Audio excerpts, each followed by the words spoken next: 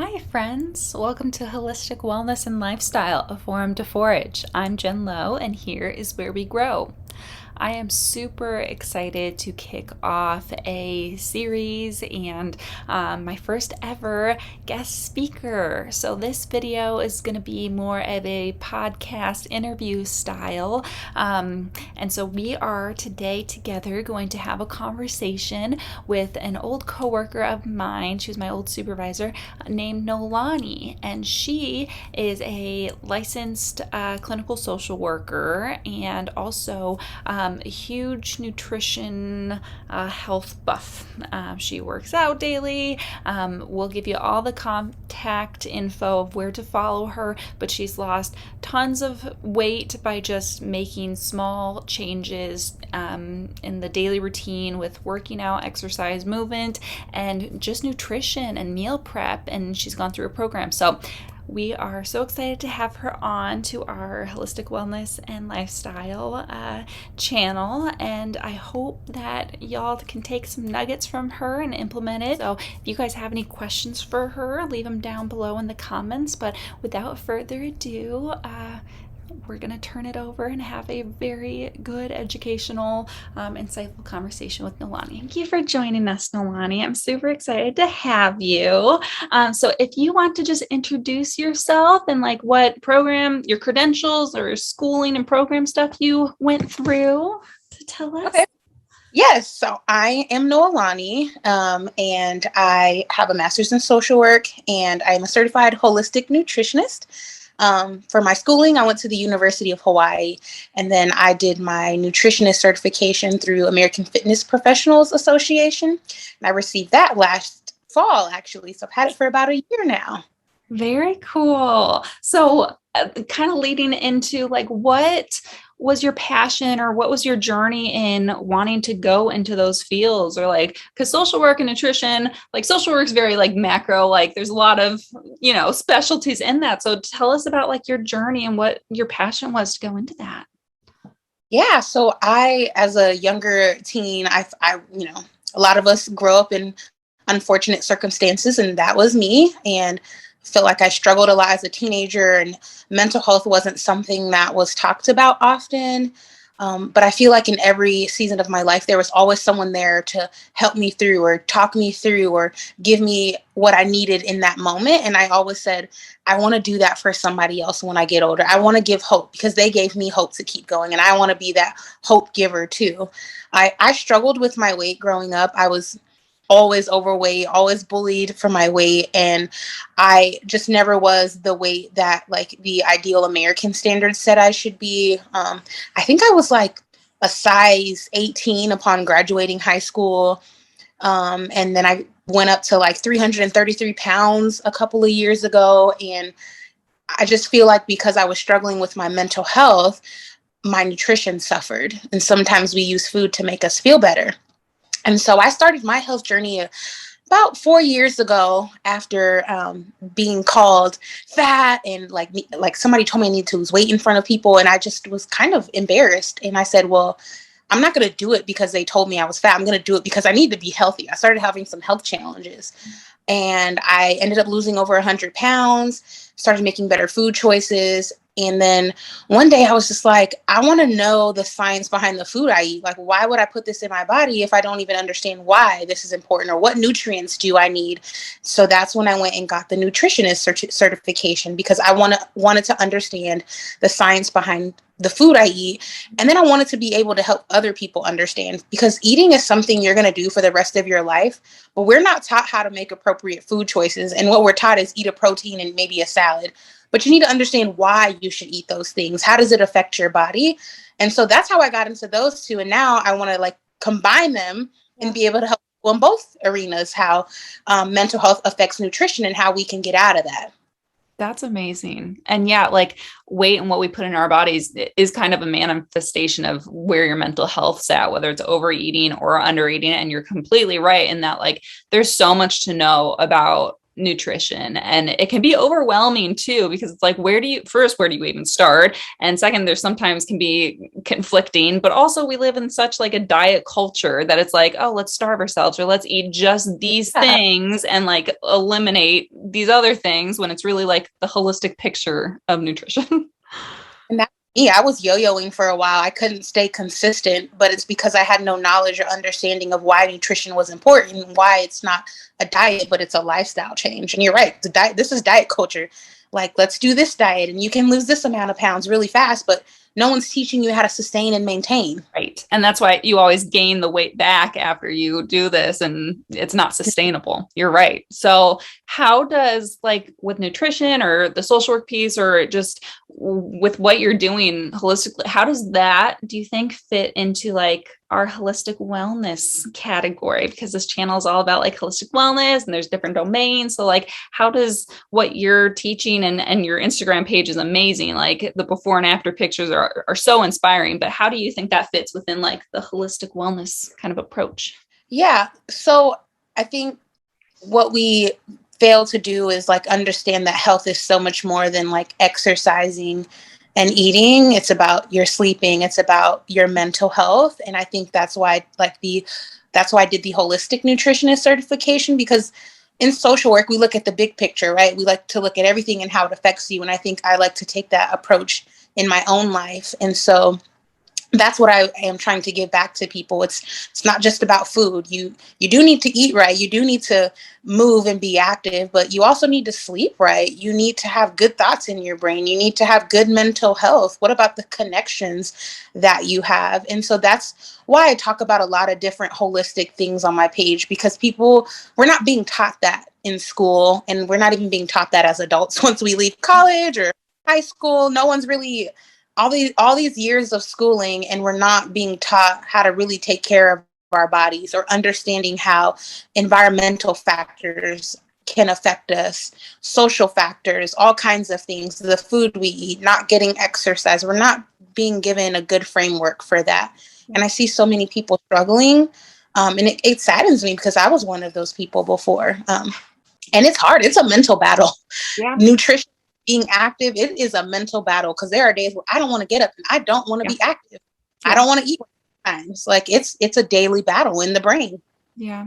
Well, and that, two thoughts, like, it can also be such like intergenerational, because we learn eating habits and stuff through our caregivers, and how, like, I have a parent that is diabetic and like overeats, and like the comfort food is very true, and how sugar is such an addiction in our society. And it's hard to unlearn those things, but also have like the self-control and the discipline to be able to maintain it. And that's what I think is really cool about you, because some people, like, it might be easy to fall off after the first 100 pounds. Like, I've reached my goal, I can celebrate or eat, or, and so many celebrations involve food. So, like, how do you maintain that motivation for yourself as you go through your journey? Well, I think in regular career, we write treatment plans. So I write treatment plans for myself, right? And so I never get to a goal and then not have another one.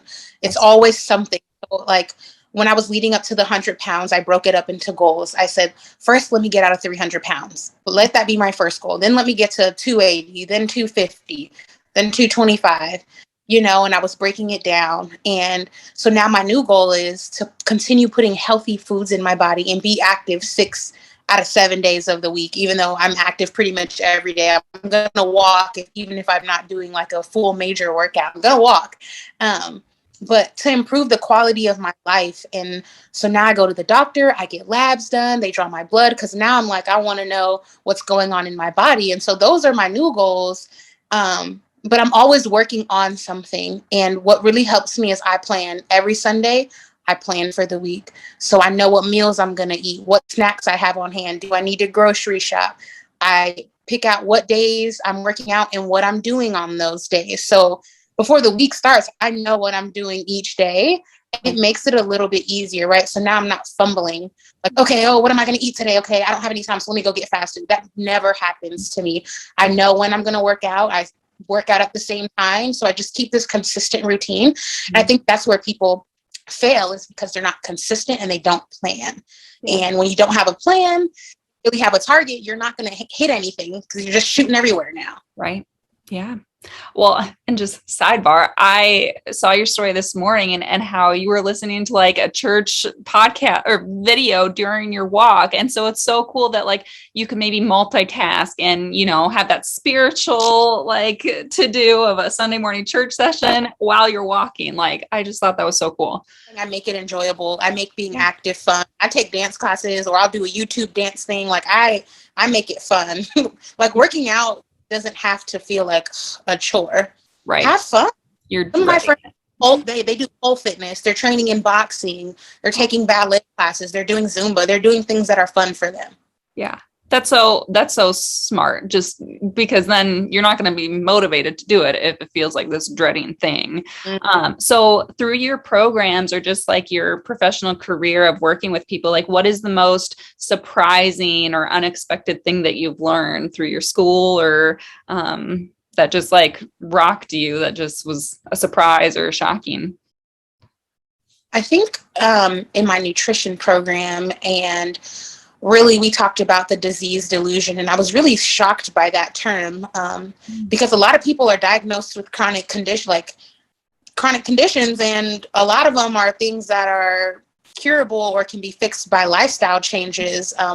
1 in 4 Americans have a chronic condition like diabetes or heart disease, things that can be all fixed by if you just changed lifestyle choices, or did better with eating, or was more active, or read a little more, or worked on your mental health. And I think I was just like, wow, we treat the symptoms, but we're not treating the root causes. So they're giving you medication, but you're not changing your lifestyle. So really your chronic condition doesn't go away because you're just getting medication for high blood pressure.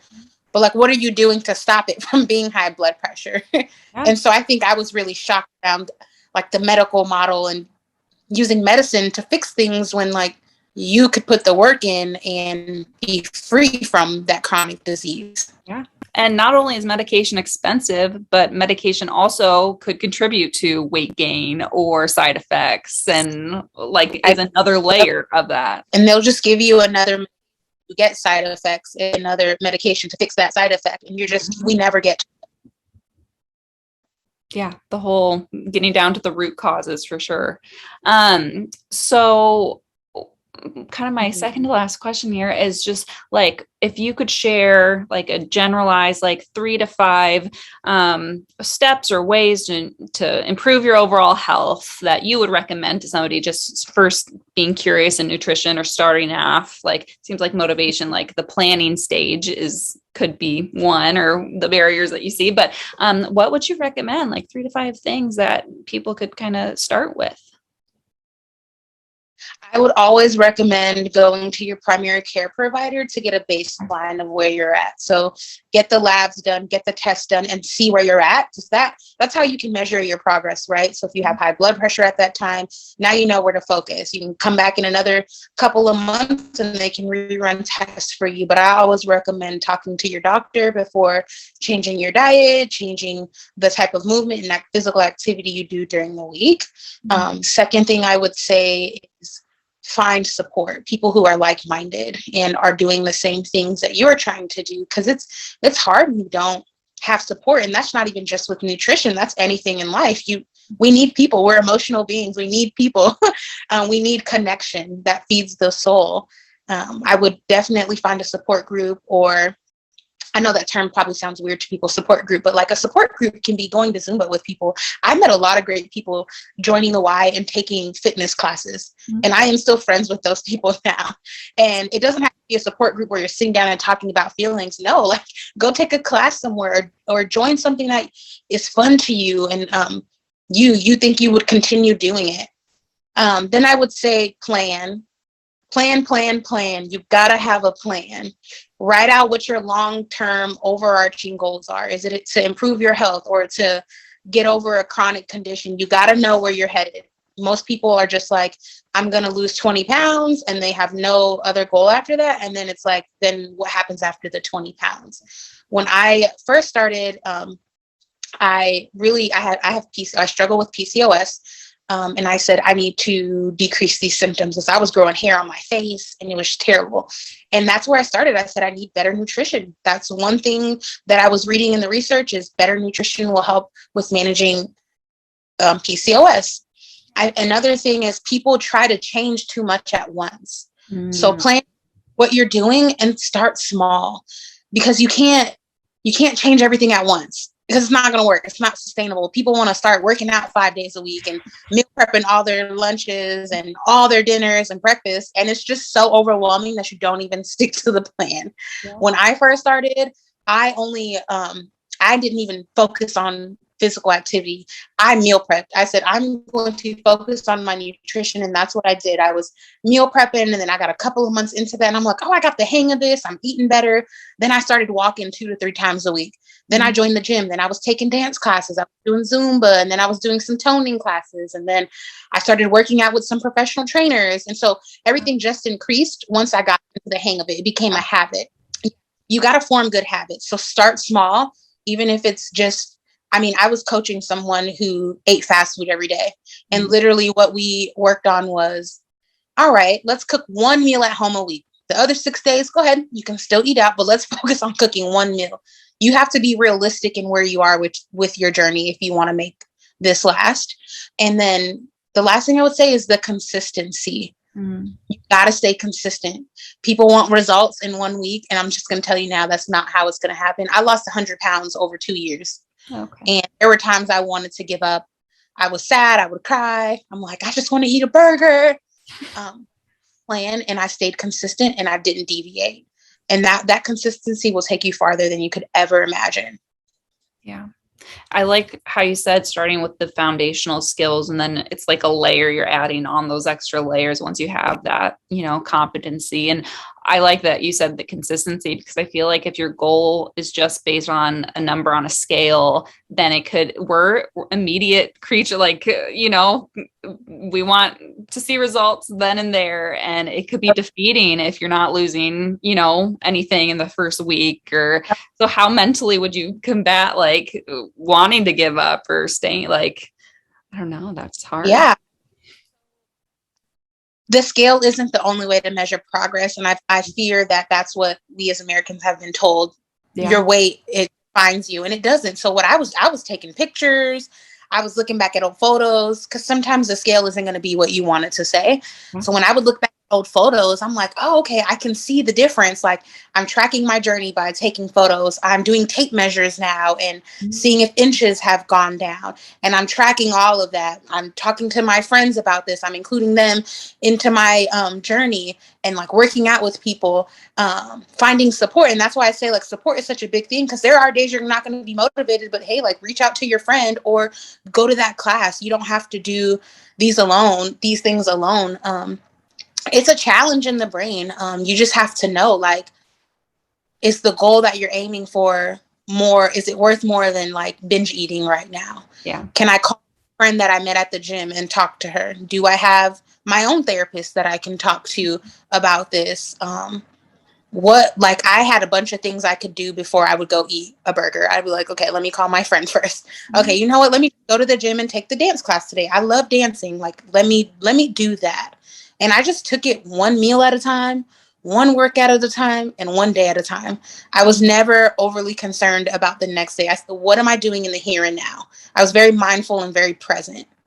I love that because you can get so overwhelmed in the week and the day of, and so keeping it simple for yourself and not overwhelming it. As you're talking with the accountability people and one day at a time, and just the here and now, and even just doing little tasks before you get that. It reminds me of chemical dependency, for people that are going through sobriety and not wanting to do their fix, and we've learned sugar is an addiction, so that's really cool to kind of connect those.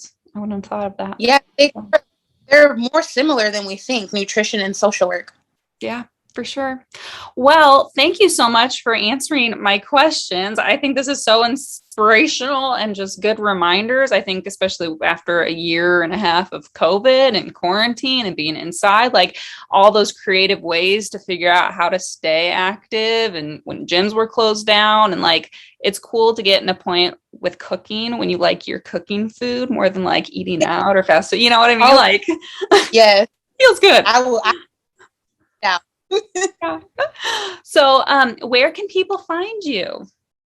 Yeah, so I am on Instagram at Live Well with Lonnie, and just give me a follow. I still provide some coaching. I have 2 slots open. People like want one-to-one coaching, but I post a lot of tips and I post workout videos and I post a lot about nutrition. So if you want to learn more or just need some daily inspiration, feel free to follow me at Live Well with Lonnie on Instagram. I know I still need to do some of those YouTube dances you sent me. I'm excited to try those out. Dance is a fun calorie burner. It is. It's fun. And Yeah. I'm literally in the room doing it by myself. But because I see people on TV, there's a bunch of people. And I'm like, oh, okay, this was fun. Yeah. Very cool. Well, thank you again so much for being here. I appreciate you. Thanks for having me, Jen.